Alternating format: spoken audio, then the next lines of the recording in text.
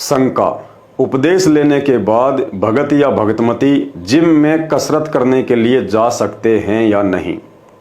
पूज्य गुरुदेव भगवान ने बताया कि मानव शरीर की आयु परमात्मा द्वारा गिनकर दी गई श्वासों पर आधारित होती है। अब इन श्वासों का चाहो तो पूर्ण सतगुरु की शरण में आकर सच्चे नाम का मर्यादा में रहकर जाप करते हुए सदुपयोग कर लीजिए, या चाहे अज्ञानता में पहलवानी के चक्कर में जिम आदि में जाकर कठिन व्यायाम करते हुए बर्बाद कर लीजिए। ये आपकी अपनी समझ पर निर्भर करता है। जिम जाकर व्यायाम करने के दो ही कारण हो सकते हैं। प्रथम तो नादानी में हट्टा कट्टा शरीर बनाकर किसी को प्रभावित करने के लिए या शरीर को स्वस्थ रखने के लिए। यदि आप उपदेशी हैं तो ज्ञान आधार कहता है कि इन दोनों ही स्थितियों में आपने जिम जाकर फालतू में शरीर तोड़ने की जरूरत नहीं है, क्योंकि सत्संग सुनकर इस नश्वर शरीर को कसरत करके हट्टा कट्टा या सुंदर सुडोल बनाने की चाहत रखने वाला भगत अभी मंद बुद्धि व्यक्ति की श्रेणी में है। शरीर की सुंदरता हट्टे कट्टे दिखने में नहीं, बल्कि परमात्मा की भक्ति और दान धर्म करने में होती है।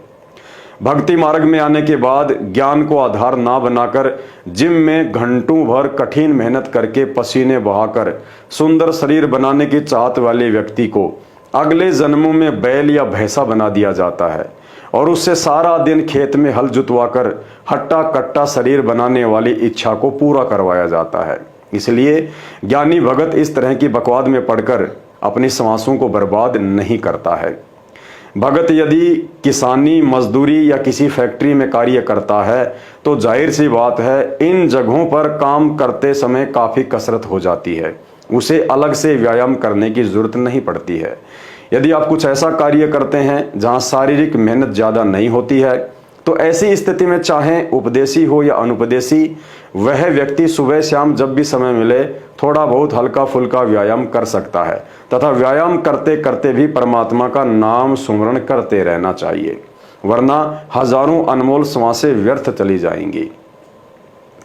उपदेश लेने के बाद बॉडी बिल्डिंग करने या दूसरों पर अपना किसी भी तरह का प्रभाव दिखाने के लिए भूलकर भी जिम आदि में जाकर कसरत नहीं करनी चाहिए, क्योंकि यह शरीर मिट्टी है तथा इस मिट्टी को चाहे कितना ही सोना बनाने का प्रयास क्यों ना करो, अंत में वापस मिट्टी में ही मिल जाना है। गुरुदेव भगवान ने बताया कि नाम जपत कोडी भलो, चूं चूं पड़े जो चाम, वो सुंदर शरीर किस काम का, जाम मुख ना ही नाम। कबीरा ये तन जाएगा, सके तो ठाहर ला, एक सेवा कर साधु की या गोविंद के गुण गा। कबीर ये तन विष की बेलड़ी, गुरु अमृत की खान, शीस दिए जो गुरु मिले तो भी सस्ता जान। आज मजनू बनकर बॉडी बनाने में समय और श्वास बर्बाद कर रहा है। 4 दिन बाद किसी दुर्घटना में हाथ पैर टूट गए या शरीर का कोई अंग नष्ट हो गया तो क्या काम आई जिम की कसरत। यदि मर्यादा में रहकर इन बकवादों से दूरी बनाकर परमात्मा की भक्ति करता तो वह दयालु मालिक आने वाली आपत्ति और दुर्घटनाओं को भी टाल देता और भक्ति करवाकर मोक्ष भी देता। अर्थात यदि आप उपदेशी हैं तो ध्यान रखें, शरीर की सुंदरता भक्ति करने से है, व्यर्थ में कठिन व्यायाम करके शरीर तोड़ने में नहीं। बाकी सुबह शाम हल्का फुल्का व्यायाम या दौड़ धूप करना गलत नहीं है। तो शंका समाधान में आज केवल इतना ही। शंका समाधान के और अधिक वीडियो देखने के लिए हमारे Facebook page Pawan Das is live को फॉलो करें। वीडियो अच्छा लगे तो शेयर करें। बंदी छोड़ सतगुरु रामपाल जी परमेश्वर जी की जय हो।